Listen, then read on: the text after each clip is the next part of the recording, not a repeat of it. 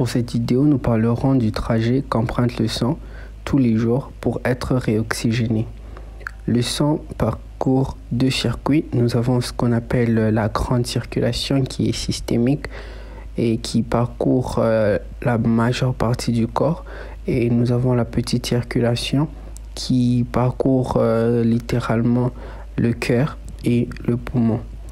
Il est important de savoir que le sang est constitué de 44% de globules rouges et d'environ 1% de globules blancs et des plaquettes et de 55% de plasma. Chaque jour, près de 900 litres de sang est filtré par le cœur. Et cette vidéo nous aidera à voir comment cela se passe au niveau de la petite circulation. Alors, sans plus tarder, nous allons commencer. Nous débuterons par expliquer deux termes que nous avons généralement l'habitude d'entendre en prenant notre tension artérielle. Nous avons premièrement la diastole et secondairement la systole. C'est quoi la diastole? La diastole correspond à la contraction des oreillettes. Cette dite contraction va propulser le sang vers les ventricules. Et donc, durant la diastole, nous avons l'ouverture des valves mitrales et des valves tricuspides. Qu'entendons-nous par systole? La systole correspond à la contraction des ventricules et cette contraction des ventricules va entraîner l'ouverture des valves sémilunaires. Les valves sémilunaires qui se trouvent à l'entrée à l'embouchure de l'artère pulmonaire et à l'embouchure de l'aorte.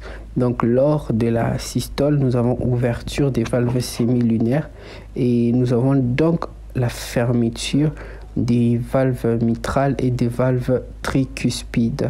Donc au niveau de la diastole, c'est le flux de sang qui essaye de monter vers les artères pulmonaires et l'aorte vont entraîner automatiquement la fermeture des valves mitrales et la fermeture des valves tricuspides. Parce qu'à cause de leur forme, nous avons vu que les valves tricuspides et mitrales ont cette forme-ci. Et ce qui fait en sorte que quand le sang vient pour remonter, ça entraîne automatiquement leur fermeture pour empêcher un reflux de sang vers les oreillettes. Mais nous verrons un peu plus tard que certaines pathologies entraînent ce reflux et entraînent aussi d'autres pathologies que nous verrons un peu plus tard dans nos prochaines vidéos. Une autre notion à savoir, ce sont les bruits du cœur. Nous avons le B1 qui est lent et qui signe la fermeture des valves mitrales et tricuspides. Le B2, il va signaler la fermeture des valves sémilunaires et il va s'entendre au maximum à la base du cœur. Et il est important de noter que le B2 est diastolique en fonction des explications que nous avons données un peu plus haut. Place maintenant à la circulation artérielle pulmonaire. Par ce schéma, nous voyons le cœur, nous voyons les vaisseaux et nous voyons les poumons à gauche et à droite. Il est important de noter que le poumon gauche a 2 lobes, tandis que le poumon droit en a 3. Donc on a plus de lobes du côté droit. Donc à ce niveau, nous avons la veine cave inférieure. Juste là-bas, nous avons la veine cave supérieure. Il est à noter que les veines ramènent le sang vers le cœur et que les artères prennent le sang du cœur vers la périphérie. Donc à ce niveau, nous avons l'artère pulmonaire, nous avons l'aorte et nous avons les 4 veines pulmonaires. L'artère pulmonaire va se diviser à ce niveau en artère pulmonaire droite et gauche. Ensuite, en artère lobaire supérieure et inférieure du côté gauche, supérieur, moyen et inférieur du côté droit.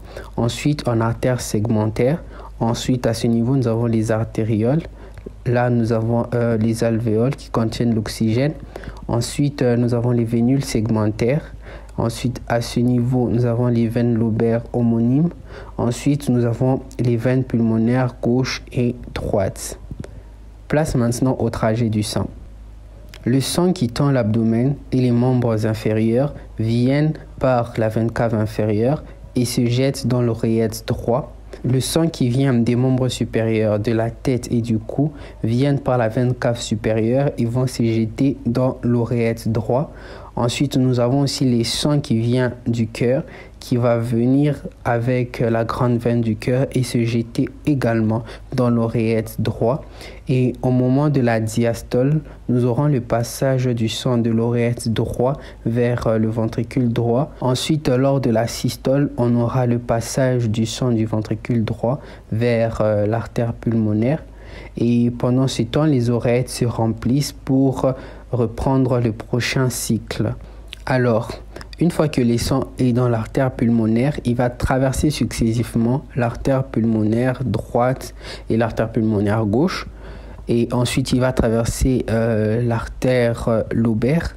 Ensuite, il va traverser l'artère segmentaire.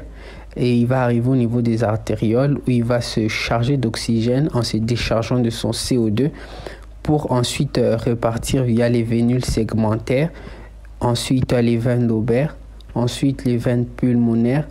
Et il est à noter de savoir que les vaisseaux pulmonaires sont chargés d'oxygène. Ils vont être appelés veines parce qu'ils vont ramener le sang de la périphérie vers le cœur. Ensuite, les veines pulmonaires vont se jeter dans l'oreillette gauche et lors de la diastole, ils vont quitter l'oreillette gauche pour aller dans le ventricule gauche et à la prochaine systole, ils vont être éjectés dans la aorte et ils vont rejoindre la circulation systémique. Donc, en résumé, nous avons le sang qui est désoxygéné, qui va venir du corps entier et va aboucher au niveau de l'oreillette droite. Et une fois que le sang est dans l'oreillette droite, il va passer de l'oreillette droite au ventricule droite. Et du ventricule droite, il va emprunter l'artère pulmonaire. Et de l'artère pulmonaire, il va aller au poumon pour revenir au cœur via les 4 veines pulmonaires dans l'oreillette gauche. Et de l'oreillette gauche, il va passer dans le ventricule gauche. Et du ventricule gauche, il va être éjecté dans la aorte et pour aller dans la grande circulation systémique que nous essayerons de voir un peu plus tard dans nos prochaines vidéos. Alors merci d'avoir regardé cette vidéo jusqu'à la fin. Nous vous disons à la prochaine.